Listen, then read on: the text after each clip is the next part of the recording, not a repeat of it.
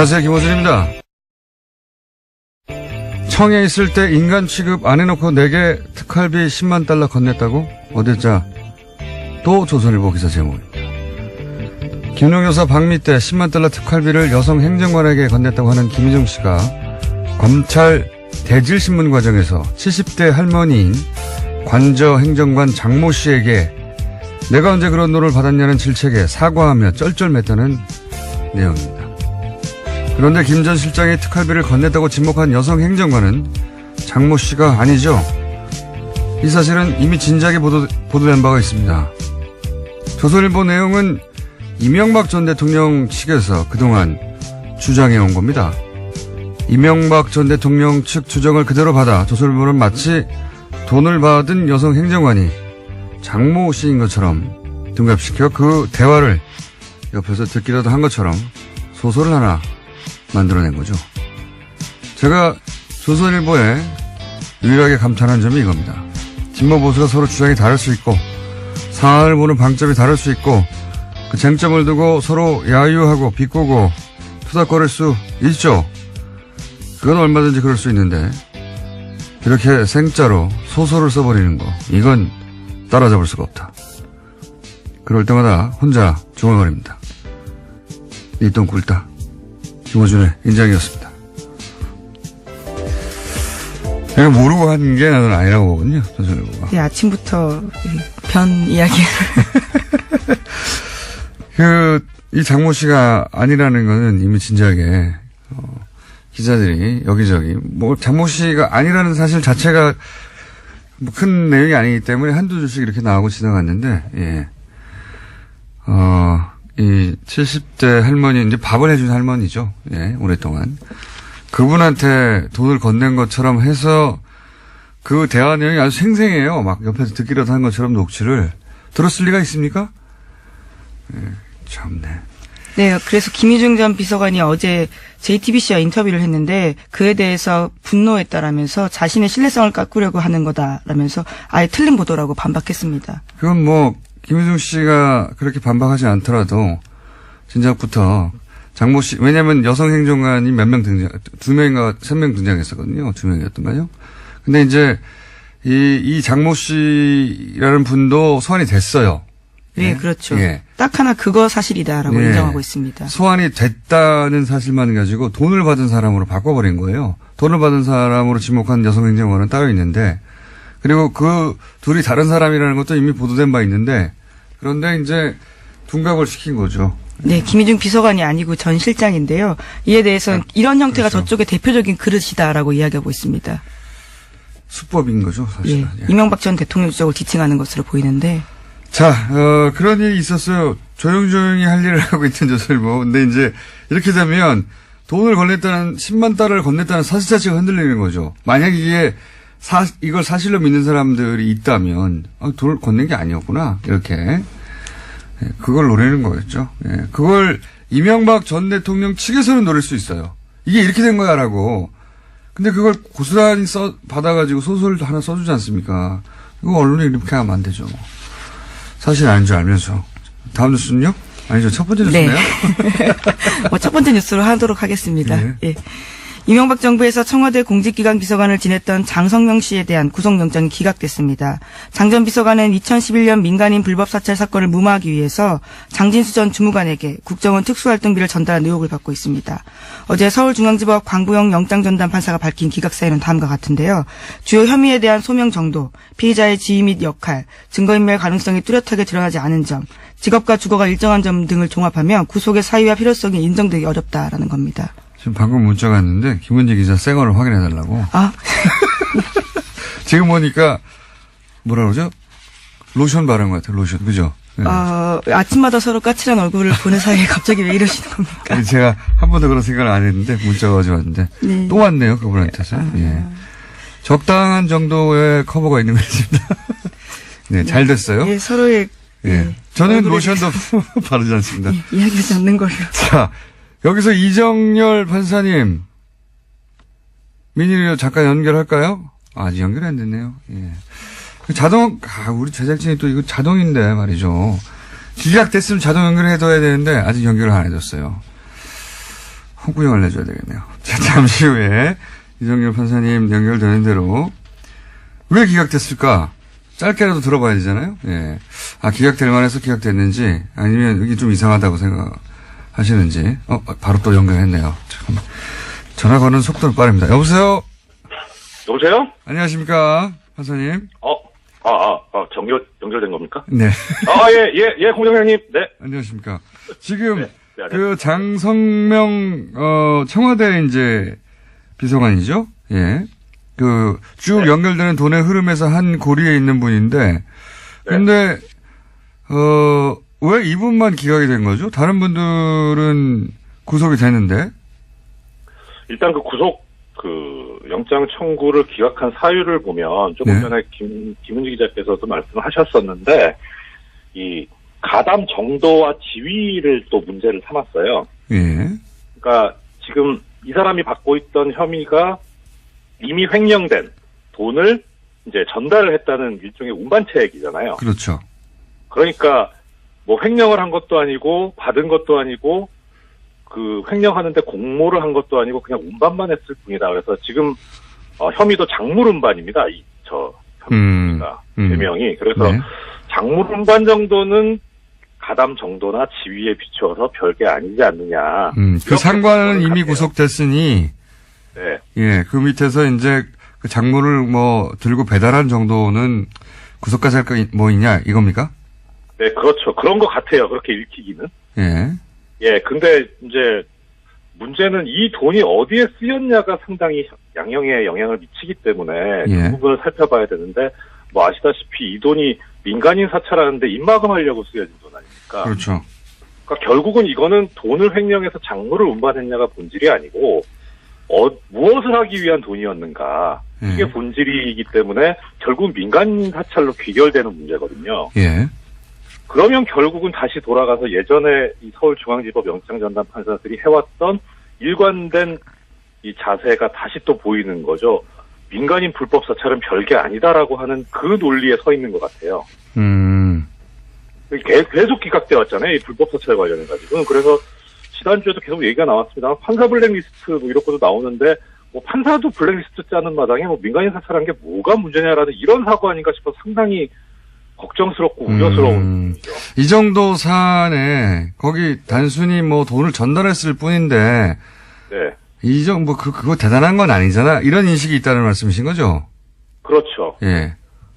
아하. 네, 그냥 본질을 제대로 못 들여다보고 있는 거죠. 그리고 또 하나는, 그래서 들여다본 게 나온 이유가 증거인멸의 우려가 있다고 보기 어렵다 이렇게 했는데, 그 부분도 결국은 하나 이유를 들이대면서 기각하는데 합리화시키려는 이유로밖에 안 보이고요. 뭐 검찰에서도 얘기하고 있습니다만은 지속적으로 이 공범자들을 접촉을 하면서 진술을 바꿔달라, 말을 맞추기를 시도를 하고 그랬었기 때문에 이런 경우는 증거인멸의 우려가 있는데 왜 문제가 안 된다고 본 건지. 예, 그러니까 결국 별게 아니다라고 하면은 별게 아닌 그런 경우는 도주 우려가 없다고만 보기 때문에, 그렇게 되면 증거인멸 우려를 어떻게 볼 것이냐가 남아서 결국 그냥 그 부분을 이렇게 뭉개버린 거 아닌가, 그런 생각이 듭니다.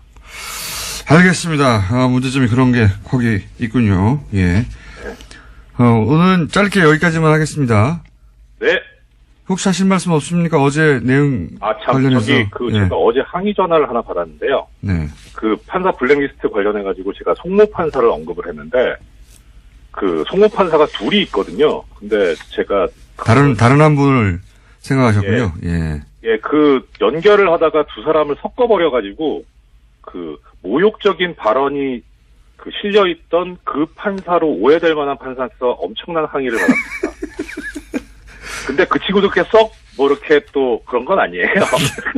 판사님. 어제 확인한 거는 현직 판사들도 열심히 듣고 있는 훌륭한 뉴스 공장이다. 네. 지인들과의 관계는 알아서 해결하시고요. 네, 알겠습니다. 말씀 감사합니다. 예, 고맙습니다. 네, 이정철 전 판사였습니다. 네, 관련해서 검찰이 입장을 냈는데 방금 받았는데요. 조금 말씀을 드리면, 검찰 수사 과정에서 해외에 있던 유충렬에게 카카오톡 전화로 수차례 은밀하게 연락해서 증거인멸하려고 했다라는 정황이 충분히 발견됐다라고 합니다. 그렇기 때문에 검찰 입장에서는 굉장히 이번 기각이 부당하다라고 이야기하고 있습니다. 사실은 이거는 그 특활비라고 하는, 예, 돈의 흐름 혹은 뭐 그 불법성도 중요하지만, 그렇게 해서 덮으려고 했던 민간인 사찰 사건은 그러면 그때 당시 제대로 조사됐는가. 또 한 갈래의 그 목표 지점도 있을 수 있거든요. 근데 이제 이런 식으로 중간에 끊어버리면 그게 안 되는 거죠? 네, 또 수사가 진행되는 중에 계속 증거를 인멸하기 위해서 진술을 맞추고 돈 준 사실에 대해서 허위 진술해달라라고 이야기한 카카오톡도 나왔다라고 합니다. 그렇군요. 다시 재청구하겠군요. 자, 다음 순요. 예, 또 다른 영장 소식인데요. 검찰이 군의 댓글 사건도 계속해서 수사 중이라고 합니다. 박근혜 정부 시절에 국방부가 대선 개입 진술을 은폐한 혐의를 두고요. 당시 국방부 수사본부 부본부장이었던 권모 예비역 중령에 대해서 구속영장이 발부됐습니다. 어젯밤 서울중앙지법 권순호 영장전담 부장판사가 밝힌 영장 발부 사유는 다음과 같습니다. 주요 혐의가 소명되고 증거인멸의 염려가 있다라는 겁니다. 이건 말이죠. 계속 지금까지 얘기해왔지만 국방부가 자체 수사하는 것에 대해서 한계가 있다. 이거 처음 다시 수사해야 된다고 말씀드린 연장선상에서 다시 한번 언급할 만한 뉴스인데, 당시 국방부가 자체 조사한 거거든요. 당시 네, 자체 수사했을 때는 지금 구속된 권모 전 중령인가요? 예. 네, 부본부장이었습니다. 네. 당시에요.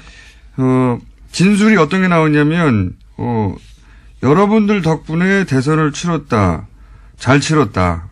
또는 사이버 심리전단이 대선에 개입했다. 이런 요원들의 진술이 있었어요. 네, 박근혜 정부 시절에 조사했는데요. 진술은 충분히 나왔습니다. 근데 이거를 그냥 일부 부하들 일탈했다고 이 진술을 없애버리고 대선 개입이 없었던 것으로 다시 조사하라고 해서 대선 개입이 없던 것으로 다시 조사 결과가 나와서 대선 개입은 없다고 발표한 거란 말이죠. 예, 심지어 훌륭하게 조사했던 수사관은 오히려 전보 조치했습니다. 그래서 이 권중령은 이제 퇴임을 했기 때문에 민간인에 대해서 검찰에서 수사해가지고 구속영장 청구했어요. 그런데 그때 당시 수사본부장이었던 대령이 있는데 이분은 현역입니다. 네, 여기는 그렇습니다. 이제 현역이기 때문에 국방부에서 하고 있거든요. 예, 군검찰에서 수사를 진행하고 있습니다. 여기는 아직도 진척이 안 되고 있어요. 이렇게. 네. 국내에서 자체적으로 하면 안 된다는 얘기입니다. 이게. 그 밑에 부하는 검찰에서 수사해서 혐의를 입증해서 지금 구속이 됐는데, 예, 군에서 수사하고 있는 그 상관은 더 큰 책임이 있겠죠? 상관은 강간무소식입니다. 자, 어쨌든 지금 사이버 사령부의 대선 개입, 군의 대선 개입도 확인되어 가고 있는 와중입니다. 다음은요? 네, MBC가 이명박 전 대통령의 아들 이시영 씨의 통화 내용 파일도 보도했습니다. 이 녹음 파일에는 이시영 씨의 회사 SM의 다스 자금이 쓰인 정황이 나와 있는데요.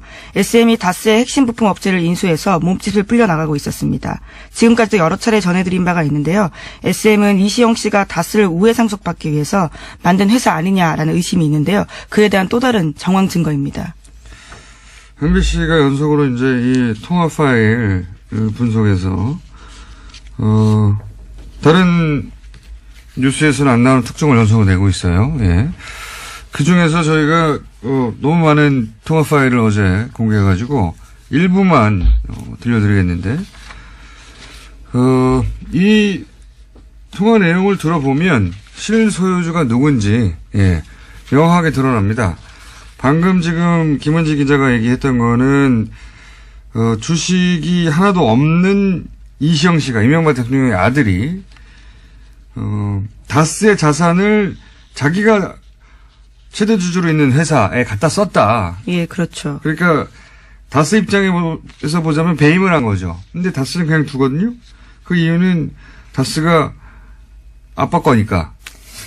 이렇게 하면 네, 이해가 간다고. 이명박 전 대통령이요. 예. 이렇게 이해하면 이해 간다고 하는 한 2주 전쯤에 뉴스 브리핑 해설이 있었는데, 고산이 이제 녹취로 나온 겁니다. 네, 당사자들, 그러니까 친인척들 사이에서 목소리가 나온 겁니다. SM 인수하는데 자금은 다스에서 나왔다고? 이런 얘기가. 너는 어떻게 알았어? 이런 대화가 나오는 녹취를 MBC에서 보도를 했고요. 자, 지금부터 이제 들려드릴 것은, 그럼 다스의 진짜 주인은 누군가? 오랫동안 거의 지난 6개월간 계속해서 해왔던 질문에 답을 얻을 수 있는, 자기들끼리 또 대화입니다. 첫 번째 하나 들어보시겠습니다. 시영이는 저렇게 나가지 이쪽에서는 나를 없애고 싶지. 이렇게 짧게 끊었나요? 좀 더 길게 있는데.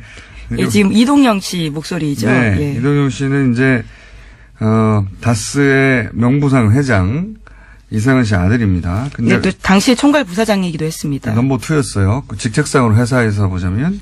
그런데, 시영이는 저렇게 생각하지. 그쪽에서 나를 없애고 싶지. 이게 무슨 말이냐면, 최대 주주의 회장 아들인데, 그리고 총괄 부사장인데, 이시영 씨가 이명박 전 대통령의 아들이 자기를 없애버리려고 한다는 거예요. 예. 회사의 실권을 쥐기 위해서 자기가 지금 위기에 처했다라는 이야기로 보이는데요. 자, 다음 또 녹취를 들어보시겠습니다.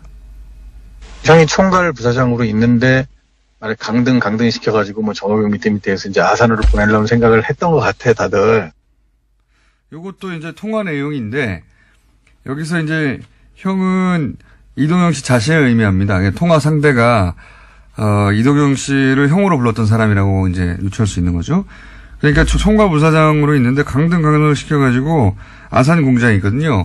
그걸로 이제 좌천시켜버리는 생각을 하는 것 같다고 통화 상대한테 얘기를 하는 거예요. 그러니까 최대주주 회장의 아들인데 최대주주 회장님의 아들을 누군가가 인사해서 강등을 막 시켜가지고 지방 공장으로 보내버리겠다.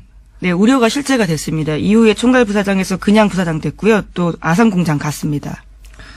그러니까요. 이게 이제 최대주주의 아들인데 이럴 수가 있겠는가. 예. 말이 안 된다. 이걸 드러내는 거고요. 자, 다음도 하나 보시겠습니다.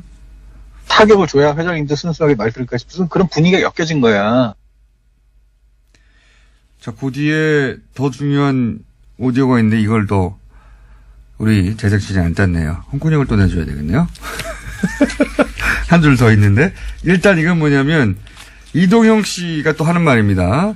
자기한테 타격을 줘야 이상한 회장도 순순히 말을 들을 것 같아서 이 얘기는 이제 주식이 하나도 없는 사촌 동생이 최대주주 아들인 나한테 타격을 줘야 어쨌든 명부상 회장님도 아들을 괴롭히면 뭘 좀 말을 듣지 않겠냐. 이렇게 자기 입장에서 이제 얘기하는 거예요. 자기 입장에서 왜 나를 이렇게 괴롭히냐. 나를 이렇게 괴롭혀야지. 회장님도 말을 듣지 않겠냐. 그런데 더 웃긴 것은 그 뒤에 아무리 필요 없는 의견이라도 회장님 의견도 중요하잖아. 이렇게. 네, 아무리 필요 없는 의견이라고 스스로 말하고 있습니다. 그러니까요. 그러니까 이게 모순되는 이야기죠. 아무리 필요 없는 의견이라는 말을 하는 자체가 아무도 그 말을 안 듣는다는 얘기잖아요. 실권이 없다는 걸 예. 스스로 고백하고 있는 거죠. 그런데 자기한테 타격을 줘야 회장님도 순순히 말을 들을 것 같아서 이 말은 이제 자기 자존심을 살리는 이야기죠. 한마디로. 실제로 자기를 때리든 안 때리든 회장님은 아무런 실권이 없어요. 이미. 근데 이제 자존심상 나를 이렇게 때려야지. 예. 자기가 무능하거나 다른 이유가 아니라 나를 이렇게 때려야지 저쪽에서 원하는 대로 할 수 있으니까 나를 이렇게 때리는 거지. 내가 그렇게 힘이 세고 영향력이 있다는 얘기를 상대방한테 이제 과시하는 거죠. 예. 왜냐하면 실제로는 영향력이 없으니까요. 회사 내에서. 그런 대화가 오가는 거예요. 맥락을 좀 이해해야지 요 문장들이 이어가는데, 최대주주 회장이면 아무리 필요 없는 의견이라고 말할 수가 없잖아요. 그러면서 회장님 의견도 중요하잖아가 아니라 회장님 의견만 중요하죠. 원래 진짜 주인이면.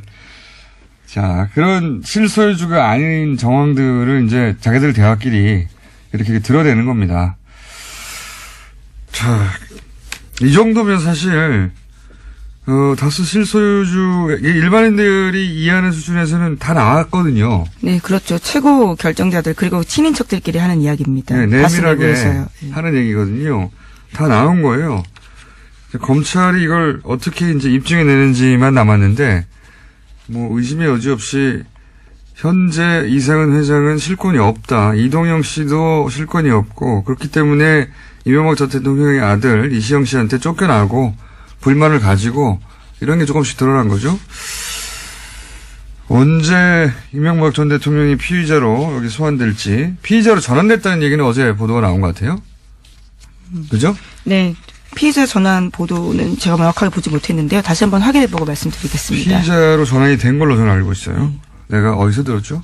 뉴스보다 빨리 들은 것 같기도 하고 뉴스를 본 것 같기도 하고. 자, 한두 가지 정도 더 짚고 넘어갈 수 있을 것 같습니다. 예, 다스 관련된 소식이 좀 더 있어서요. 말씀드리면요. 검찰이 2008년 BBK 특검 수사에서 드러나지 않았던 다스의 추가 비자금 조성 단서를 잡고 수사 중이라고 합니다. 오늘 아침 한겨레 신문이 보도했는데요. 서울 동부지검에서 꾸려진 다스 수사팀이 2007년 12월 이후에도 다스에서 비자금이 추가로 조성된 단서를 찾아서 수사를 확대하고 있다고 합니다. 요 뉴스는 단신인데 중요한 것이 이렇게 되면은 이제 여러 사람들이 걱정했던 공소시효 문제가 해결되는 겁니다. 예. 2008년 이후로도 비자금을 계속 조성하고 있었다면 그 이전에 조성된 사건을 수사하는 것으로서 공소시효가 간당간당했었잖아요. 근데 쭉 이어져 있었으면 사실은 공소시효 문제가 없기 때문에 2월 말, 2월 중순, 2월 초 이런 거 걱정 안 하셔도 되는 그런 뉴스입니다. 네, 조세 포탈 공소시효는 이미 만료가 됐다라고 하는데요. 이렇게 되면 더 늘어나게 되는 거죠. 그러니까요. 왜냐하면 쭉 이어진 행위 중에 중간이기 때문에 요게 확인이 되면 공소시효 문제는 없어지는 것이다. 자, 다른 뉴스는 네, 블랙리스트 관련된 소식 빼놓을 수가 없어서요. 말씀을 좀 드리겠습니다. 다스 뉴스 엄청 많네요. 그 뒤에도. 네. 예.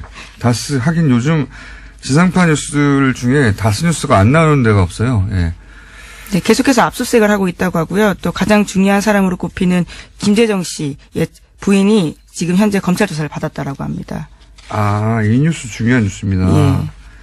이게 뭐냐면은 이제 김재정 씨가 이상은 회장 전에는 최대 주주였습니다. 예, 그렇죠. 사망했죠. 그래서 상속세 납부하는 과정에서 지금 플란다스 얘기가 탄생한 거죠. 그런데 검찰은 뭘 잡았냐면 그 권모 씨죠. 지금 남아있는 미망인 권모 씨, 김재정 씨의 부인 권모 씨가 상속세, 권모 씨가 어쨌든 당시 최대 주주가 승계하는 거였으니까요. 근데 지분을 물려받는 과정에서 상속세를 탈루했다고 네, 혐의를 지금 혐의를 있습니다. 잡은 겁니다. 이게 왜 중요하냐면 당신이 이제 그 남편이 최대 주주였고 당신이 그걸 상속받는 거였는데 회사의 다스님죠. 매출 규모를 줄여가지고 세금을 줄였지 이렇게 압박하는 겁니다. 그러면 권 씨 입장에서는 자기 혐의를 벗기 위해서 아니에요. 나는 몰라요. 자신이 실질적인 소유주가 아니다라는 얘기를 할 수밖에 없는 상황입니다. 그런 말을 하지 않으면 이 혐의에서 벗어날 수가 없는 거예요. 그리고 그게 아니라 맞아요. 내가 줄였어야 하면 이명박 전 대통령은 빠져나가겠지만 자기는 감옥에 가는 거예요. 그런 딜레마가 있으니 이명박 전 대통령 대신에 그 혐의를 뒤집어 쓰고 싶지 않으면 맞습니다. 우리는 차명 소유주입니다. 라는 말을 해야 하는 압박에 딱 걸린 거죠. 검찰이 아주 핀포인트로 수사를 잘하고 있다. 네. 아, 오늘 많이 했네요. 네, 사법부 블랙리스트 관련된 소식만 하나 좀 전해드리고 알겠습니다. 싶은데요. 예, 임종원 전 법원행정처 차장 굉장히 핵심 인물로 꼽힙니다. 이 인물이 우병우 전 민정수석과 재직 때 수십 차례 통화한 사실이 보도됐는데요. 그러니까 원세훈 재판 외에도 다른 사건에서도 청와대와 법원행정처가 유착한 게 아니냐라는 의혹에 대해서 한겨레 신문이 오늘 아침 보도했습니다. 이분이 유일하게 컴퓨터 제출을 거부한 분이죠. 네. 근데 여기서 바로 이제 우병우 전 수석과 통화가 이루어졌고, 그리고 우병우 수석과 통화 이후 청와대가 불편해하며 뭐 질책하며 혹은 청와대 눈치를 보면서 이제 법원이 그 판결을 맞춰간 게 아닌가 하는 정황, 그리고 의심되는 정황들이 있는데 요거 외에도 원세훈 재판에만 원세훈 재판은 사실은 명백하게 문건이 나온 거죠. 문건이 나온 예. 것인데 그것만 그랬겠냐? 그것만 그랬을 리가 있나요, 사실은? 네, 우전 수석이 넥슨 땅 샀다라는 걸로 수사받을 때 수차례 전화 통화를 했다라고 하고요. 당시가 법원에서 영장 발부할 때라고 합니다.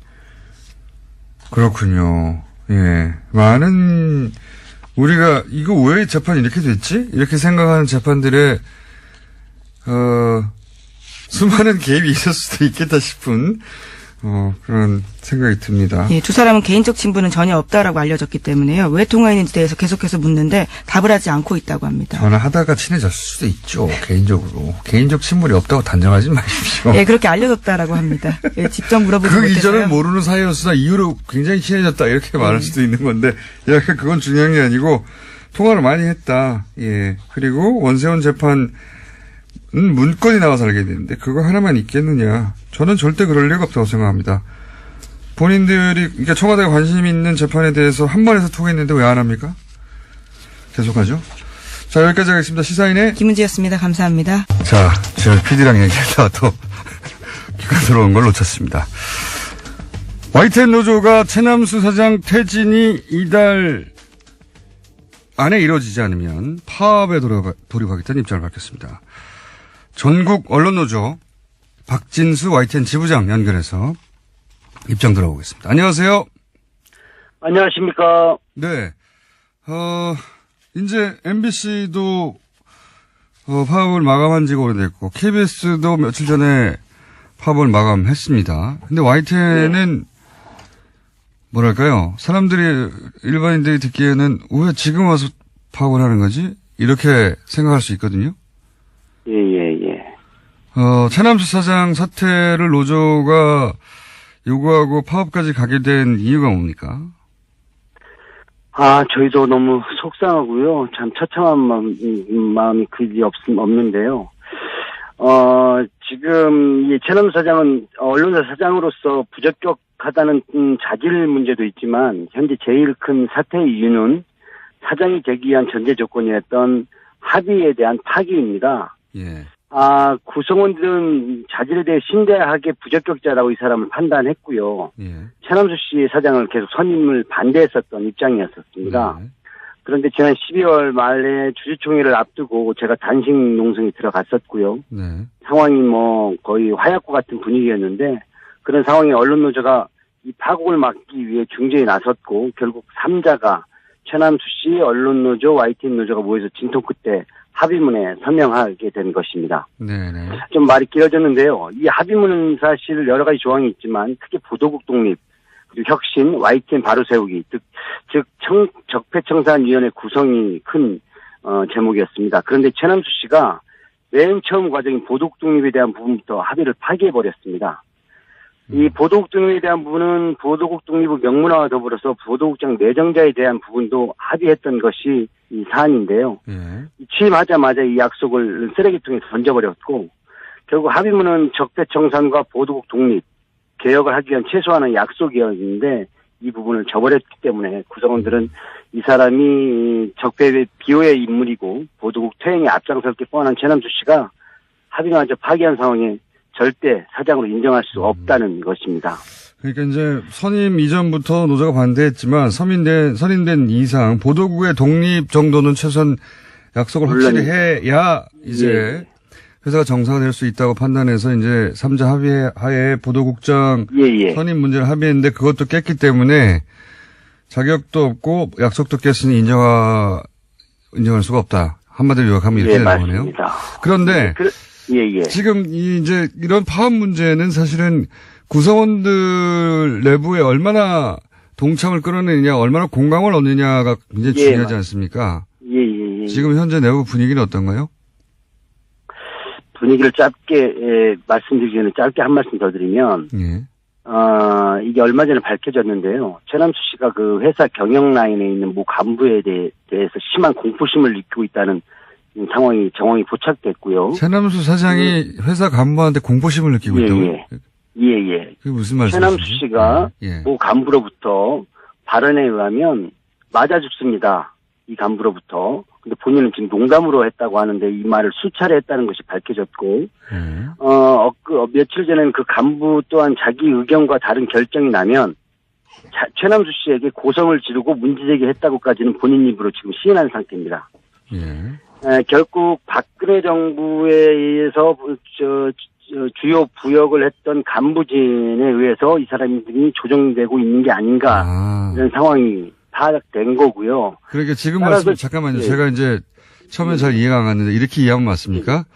그러니까 회사 내에 그 박근혜 혹은 뭐 이명박 정부 시절부터 있어왔던 간부들이 있는데 많습니다. 대부분입니다. 대부분입니까? 그 간부들이 최 사장이 이제 과거에 쭉 해왔던 대로 하지 않고 다른 결정을 하거나 하면 대놓고 항의를 하거나 뭐 욕설을 하거나 이런 식으로 압박을 해서 최 사장을 그쪽으로 몰아간다. 이런 분위기가 있다는 겁니까? 예, 욕설은 제가 뭐 확인된 바는 없고요. 네. 이 어떤 뭐 주총에 대한 연기를 많이 회사가 결정했는데 그걸 왜 했냐고 막 고성을 지르고 협박을 했다는 정황이 있었고. 사장한테요? 예. 노조와 결정한 사안을 가지고 이걸 그대로 가져가면 제가 맞아 죽습니다라는 이런 발언을 두어 차례 뭐 했다는 정황도 포착이 됐습니다. 맞아 죽는다는 얘기는 누구한테 했다는 겁니까? 최남수 씨가 그 당시 3자 합의 과정에서 저는 그 자리에 없었는데 합의 과정에서 그 회사 간부들의 정황을 전달한 걸로 이렇게 사장이 회사 간부한테 맞아 죽는다고. 예. 근데 이제 그 말을 농담으로 했다고 하는데요. 그게 밝혀진 게 저희가 알아서 밝혀진 게 아니라 회사의 입장문을 쓰는 과정에서 원안이 한번 잠깐 회사 게시판에 올라옵니다. 근데 그 원안에 본인들이 그 녹취록을 올립니다. 맞아 죽습니다. 이런 얘기를. 그래가지고 사실 구성원들은 더 분노하게 됐고요. 아까 질문하신 거기 돌아가면 지금 회사가 이대로 가서는 안 된다라는 게 뭐 당연한 상황이고요.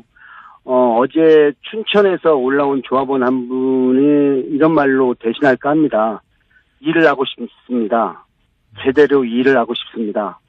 YTN은 100만 촛불혁명으로 국민의 그 요구에 엄중한 요구에도 불구하고 아직도 보도국도 정상화도 단 한 발짝도 못 나가고 있는 상황입니다. 이게 현실인 것 같습니다. 그렇군요. 우리가 일반적으로 상상하는 거하고 좀 다른 이거 상상하기 힘든 상황인데, 그러니까 사장이 새로 부임됐는데, 그 이전 정권에부터 오랫동안 있던 그 상층 간부진들이 그 사장을 압박하며 본인들이 애초에 과거부터 해왔던 대로 회사가 굴러가게 만들고 있고 또 노조는 그하고 전혀 다른 생각을 가지고 있고 이런 상황이군요, 말하자면. 예. 결국 충격적인데요. 예전 시스템을 그대로 가느냐 안 가느냐 문제보다 저희가 판단할 때는 결국 자기 자리에 대한 부분, 결국 그 자기 자리 또한 지금 뭐 권력이라고 생각하면 할 수 있겠죠. 그 부분인 것 같습니다. 뭐 MBC 최승호 사장 들어온 다음에 최소한 MBC의 보도에 책임을 지고 보직 간부들이 총 사퇴했는데도 불구하고 YTN은 지금 그대로 단 한 사람도 그 자리에서 나오지 않고 있는 게 이 현실이고 이런 체제에 의해서 지금 YTN 사태가 이렇게 방치되고 있는 게 아마 현실인 것 같습니다. 그런 분위기군요. 그러면 지금 그 파업을 하게 되면 어느 정도 인원이 참여하게 됩니까? 저희는 사실 뭐 MBC나 KBS처럼 그렇게 큰 조직은 아닙니다. 아니지만 아마 지금 어제 연차 투쟁에 비교한다면 거의 뭐 200여 명이 지금 50명 이 정도가 지금 동원됐거든요. 그러면 이게 지금 보도국 인원의 구성원 인원의 75% 정도가 되는 인원입니다. 그렇군요. 아마 이렇게 되면 회사는 굉장히 방송이나 이 업무에 큰 차질이 빚어질 걸로 보고요. 구성원들이 더 이상 이 보도 상태를 이렇게 방치해서는 안 된다는 그 열망이 워낙 크기 때문에요. 파업의 열기는 뜨거울 것으로 보고 있습니다. MBC, KBS보다는 훨씬 작지만 보도만 관련하자면 24시간 보도를 하기 때문에 그 영향이 결코 적지 않습니다, 사실은. 네, 맞습니다. 이 상상하지 못했던 분위기인데 그 이전부터 있던 간부들이 새로운 사장으로 인해 자신의 자리가 없어질까봐 혹은 해왔던 대로의 보도 관행 혹은 보도 관점이 무너질까봐 이런 이유로 해서 사장을 압박하고 거꾸로 사장은 그쪽의 눈치를 보고 재밌는 상황이에요. 그 중요한 것은 그분들이 회사의 이사진들도 굉장히 긴밀히 관계를 유지했던 분들이라는 얘기입니다. 왜냐하면 이게 조준희, 그러니까 지금 조준희 사장부터 배석규 사장, 조준희 사장 때 주요 보직을 했던 비조실장이라든지 이런 분들이 역할을 그 자리에 있기 때문에 아마 최남수 씨도 그 힘의 막강함을 무서워하는 게 아닌가 이런 추측이 듭니다. 그렇군요. 그러니까 사장이 바뀌면 그 전권을 가지고 회사를 보통 이렇게 저렇게 개편해 가고 인사를 하고 할 텐데 그게 아니라 그 자리에 그냥 쏙 대치돼서 들어간 분이다. 예, 그렇습니다. 그런 상황으로 이해하면 되겠군요. 예, 그런 상황으로 이해하시면 되겠습니다. 알겠습니다. 오늘은 여기까지 하고요. 상황은 이해했습니다. 앞으로 또 예. 파업이 이루어지거나 하면 저희가 계속 연결하겠습니다. 감사합니다. 예, 감사합니다. 네. 오늘은 이 YTN 파업 이야기를 먼저 꺼냈던 이유는 최근에 그 평창 올림픽 관련한 보도들이 얼마나 편향돼 있었는지 그 보도를 전체적으로 모든 미디어를 이제 훑어보지 않으면 알 수가 없거든요. 그러나 이제 그걸 업으로 삼는 분들이 있습니다.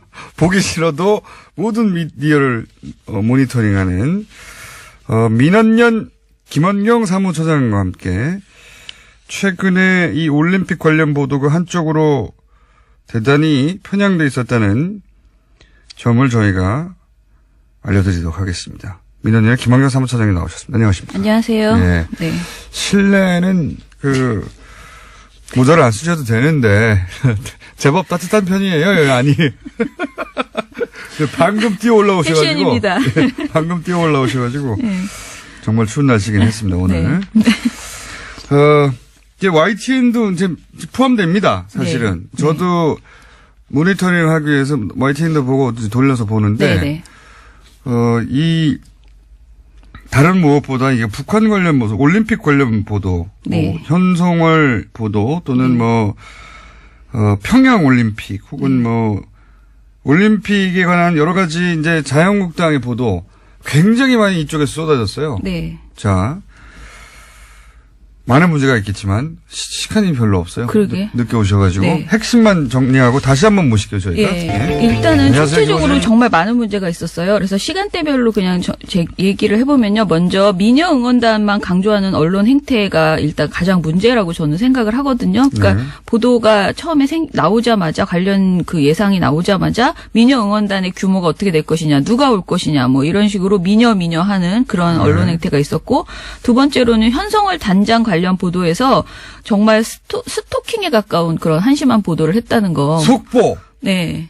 무슨 김밥 먹어 예를 들면 이런 식인 거죠. 무엇을 먹고 네. 무엇을 입고 저 옷을 입은 의미는 무엇이고 패션 전문가를 동원해서 그걸 해석하고 뭐 정말 난리가 아니었습니다. 하루 종일. 이틀 동안 내내 그런 보도가 이어졌고 세 번째로는 현성월 보도에서 단순히 스토킹 보도만 문제가 아니고 그 과정에서 과잉 의전이라면서 굉장히 비판을 했고요. 그리고 우리 정부가 저자세 외교를 하고 있다라는 그런 지적도 많이 했습니다. 그런데 이 얘기를 하려고 사실은 현성월 단장 보도를 그렇게 많이 뽑아낸 거죠. 그렇죠. 예. 그런데 만약에 정말로 그랬다 하면 지적할 수도 있어요. 그런데 사실 과잉 의전이라고 보기 어려울 정도로 오히려 그러니까 굉장히 편안하게 그냥 오히려 보통 때처럼 했다는 지적도 굉장히 많았고요. 그리고 저자세 외교라고 할 만한 내용이 없었음에도 불구하고 추측성 보도를 계속하는 거죠. 그리고 네 번째는 우리 측 방문 행사와 관련해서 북측 선수단의 평창 올림픽 그 기간 내 활동 비용이 남북 교류 협력 기금에서 지원될 가능성이 있다. 만약에 그렇게 된다면 이것은 유엔 안전보장 이사회 대북 제재 결의 위반 소지가 있다. 위반이다도 아니고 위반 소지가 있다라고 지적하는 식의 비용을 문제 삼는 보도들이 이어졌고요. 마지막으로 지적할 것은 이런 전반적인 내용들이 거의 다 자유한국당 등의 그 야당의 주장이에요. 근데 야당의 이게 전부 다 자유한국당의 주장입니다. 사실은. 그죠. 예. 야당의 올림픽에 대한 헐뜯기식 주장, 뭐 이렇게 트집 잡는 주장 이런 내용들을 언론이 너무 무비판적으로 그대로 옮겨주고 있다. 사실은 이게 놀라운 것은 이번 평창 올림픽 관련해서는 말이죠. 정부가 내놓는 뉴스가 없어요. 그렇죠. 전달되는 게 여기 대해서 정부는 뭐라고 그랬지? 혹은 이건 왜 한 거지? 혹은 뭐 이게 정말로 과잉 의전이 맞냐? 네. 뭐 해명이나 혹은 주장이나 혹은 왜 이런 일이 이루어졌는지 설명이 보통 있고 네. 그런 다음에 여기에 대한 반론이 있거나 이의제기가 있어야 되는데 그게 아니에요. 그냥 맨 앞에 이게 나옵니다. 예. 맨 앞에 이게 잘못했다고. 네, 맞아요. 단일팀 보도도 마찬가지거든요. 단일팀 보도도 그 히스토리와 함께 왜 이런 일이 있어야 하고 네. 그리고 이게 의미가 뭐며 그럼 뭐 어떻게 할 것인지 이런 얘기가 있지 않고 제일 먼저 한 게 단일팀 보도가 나오자마자 지금 이로 인해서 피해를 입게 되는 그렇죠. 선수들 이야기. 예. 선수들 이야기부터 시작해요. 그래서 의미가 다 사라져 버렸어요. 예. 이 선수들 이야기만 엄청나게 했거든요. 예. 이 프레임도 사실은 굉장히 의도적이에요. 그러니까 보도 프레임 자체가 자유한국당이 내놓는 주장을 그대로 프레임으로 딱 해서 그걸로 그래도 계속 보도했어요. 반론을 살짝 실어주는 것뿐이죠. 정부의 의견은. 기본적으로 잘못했는데 네네. 정부는 이렇게 변명한다는 포맷인데다가 정부의 변명도 또 이런 보도를 본 적이 없어요. 남북 관련 보도에서. 정부 관련의 해명은 이거 변명하는 거네 싶게끔 네. 편집이 돼 있어요. 네. 제가 제일 이런 걸 본 적이 없어요, 진짜. 우스꽝스럽다고 생각했던 것은 네. 이 미녀를 굉장히 강조하고 이제 한송월 단장에 대해서 계속 그렇게 스토킹을 하면서 보도를 했잖아요. 무엇을 입었나 뭐 이런 걸 굉장히 많이 얘기했잖아요. 미인이다. 그런데 정작 그렇게 방송하는 그런 언론에서 뭐냐면 이것이 북한의 체제선전 수법이다. 라면서 또 막 비판을 하고 그렇죠. 있어요. 평양 올림픽으로 이어지는 네. 소위 이제 브릿지가 되는 내용이죠. 네네. 이게 다 북한 체제 선전이라고. 네, 그런데 북한의 체제 선정이라고 그렇게 비판을 할 거면 거기에 노란 아지를 발아야 되잖아요. 근데 우리 언론이 사실상 그 자신들의 주장대로 하면 북한의 체제 선전이라는 것을 다 알면서도 계속 그 외모를 부각시키고 그것을 그냥 계속 띄워주고 있는 그런 그래야 내용을 또 하고 있다는 방송은 거죠. 보거든요. 네. 그러니까 이 수법이 이런 겁니다. 미녀 응원단을 내세워서 사람들을 보게 만든 다음에 실제로는 정부 때리기만 하는 거죠. 그렇죠. 처음부터 끝까지 이 방송들만 보고 있잖아요. 네. 이거 남북 단일팀도 하면 안 되고 북한이 평창 올림픽에 참여하는 것도 나쁜 일이고 네. 미녀 응원단이 와서도 안 되고 네. 이 모든 건 북한이 우리를 이용하는 것이며 평양올림픽이구나. 요 흐름으로 그냥 전부 다 보도가 이루어졌어요. 예. 야, 이거 대단했습니다. 저는 뭐랄까요. 쏟아붓는 평창올림픽에 관련한, 부정적인 보도. 네. 대단했습니다. 이거를 저는 다 보질 못하고 그냥 빠르게 돌려가면서 보는데 이걸 다 보는 민원연에서는 종합적으로 어떻게 평가하세요?